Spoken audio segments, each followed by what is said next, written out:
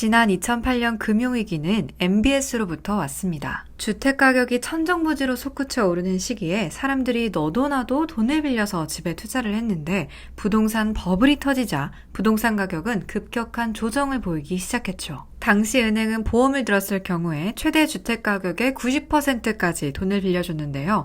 주택가격이 하락하면서 집값의 현 시세보다 갚아야 할 돈이 더 큰 이른바 깡통주택이 속출했고 결국 개인들은 집을 잃고 거리로 내몰리게 되었죠. 또 위기 이후 대출 기준이 엄격해지면서 70%까지만 대출이 허용되어서 개인들은 낮아지는 금리로 바꿔탈 수도 없었습니다. 낮은 금리로 갈아타려면 우선 차액을 먼저 갚고 리파이낸싱을 해야만 하는데 그럴 돈이 있다면 애초에 돈을 빌리지도 않았겠죠. 이렇게 해서 집을 잃은 개인들은 가장 먼저 소비를 줄일 수밖에 없었고 소비의 위축은 다시 부메랑이 되어서 그들의 일자리를 소멸시켰습니다. 그게 바로 금융위기 이후 7년 동안이나 지속된 불황의 이유였죠. 이런 일은 100년에 한 번 올까 말까한 일이에요. 워낙 금융에 대한 상식이 없는 상태에서 개인들이 처참하게 당했지만 앞으로의 MBS는 아주 중요하고 안전한 투자 자산 중에 하나가 될 텐데요. 2008년에 겪었던 특별한 부동산 버블 시기처럼 은행 대출 비율이 집값 대비 최고 60%만 넘지 않는다면 MBS는 안전한 투자 자산이라는 데 의심의 여지가 없습니다. 집값이 30% 이상 폭락하는 경우는 일본의 경우를 제외하고는 찾아보기 힘든 일이죠. 그러니 담보 비율이 60% 이상 넘지 않는다면 갑작스러운 집값 폭락에도 금융위기나 MBS의 부도는 일어나지 않을 거예요. 혹독했던 2008년 미국의 부동산 위기도 집값은 고점 대비 34% 하락했고 1929년의 대공황 때에도 집값의 하락률은 31%에 불과했으니까요. MBS는 부동산이라는 굳건한 담보가 있기 때문에 다른 채권처럼 부도가 나도 100% 떼일 염려가 없는 채권인데요. 회사채는 부도가 나면 휴지가 되지만 MBS는 집과 땅이 담보로 남아있기 때문이죠. 단점이 있다면 자본 차익을 노리기 쉽지 않다는 건데요.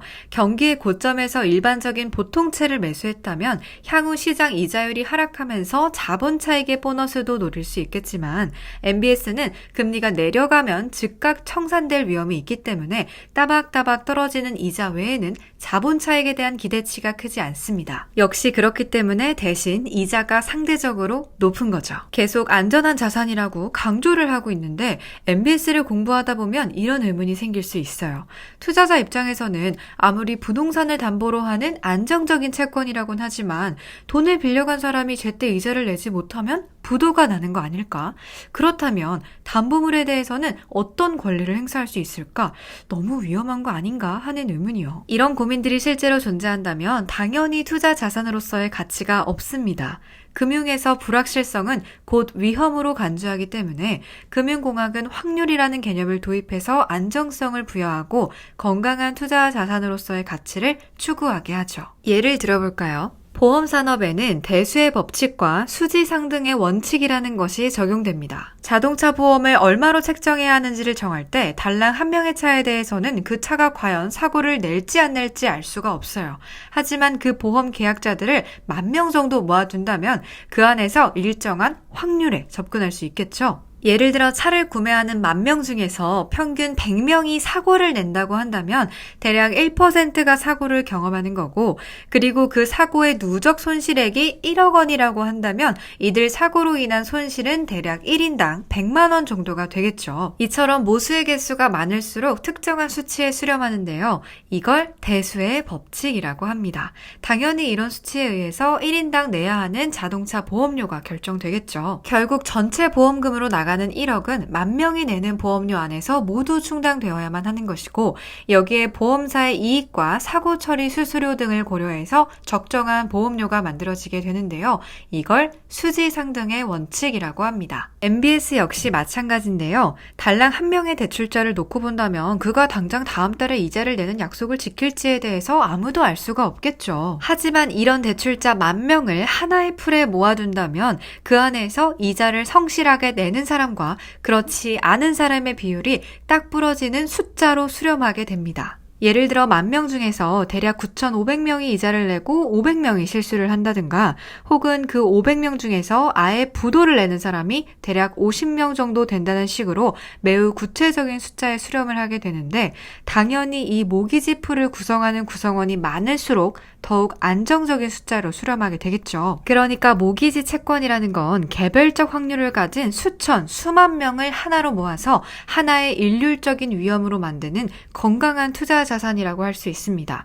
수만 명의 통계치를 내고 그 안에서 미리 갚아버리는 사람, 아예 못 갚고 배째하는 사람 등등 수많은 케이스의 통계치로 적절한 위험률을 고려할 수 있기 때문이죠. 조금 더 구체적으로 예를 들어볼까요? 어떤 은행에서 10,000명에게 주택담보대출을 해주고 그 원리금을 받을 수 있는 권리를 기초자산으로 한 MBS를 발행했다고 해볼게요. 이건 저번 시간에 배운 내용이죠. 그 중에서 1,000명이 돈을 못 갚는 사태가 벌어져서 그들의 자산을 처분하는데 여러 가지 수수료나 처분 손실 등으로 대략 50%의 결손이 생긴다면 전체 모기지 풀에서 대략 5% 정도가 위험에 빠지는 것으로 보는 거예요. 10,000명으로부터 비슷한 크기와 위험률을 가진 자산에 대한 대출이고, 그 대출이 1인당 1억 원의 담보물이 있었다면 전체 자산 풀의 가치는 1조 원이 아니라 처음부터 결손을 고려해서 9,500억 원이라고 가정하고 시작하는 것이 MBS인 거죠. 애초에 확률적인 위험에 해당하는 500억 원을 손실로 잡고 시작했기 때문에 통계치에 대한 추정만 정확하다면 몇 명의 약속 불이행자가 생긴다고 해도 이 채권에 문제가 발생할 확률은 거의 없다고 볼 수 있겠죠. 저번 시간 MBS의 구조에 대해 간단히 알아봤고, 그리고 오늘 위험에 대한 이해까지 함께 공부해 봤는데요. 다음 시간은 MBS 마지막 시간, MBS의 특성과 우리가 투자할 수 있는 방식에는 어떤 것들이 있는지를 함께 공부해 보도록 하겠습니다. 유익하셨다면 좋아요, 구독 잊지 말고 눌러주시기를 바랄게요. 그럼 안녕.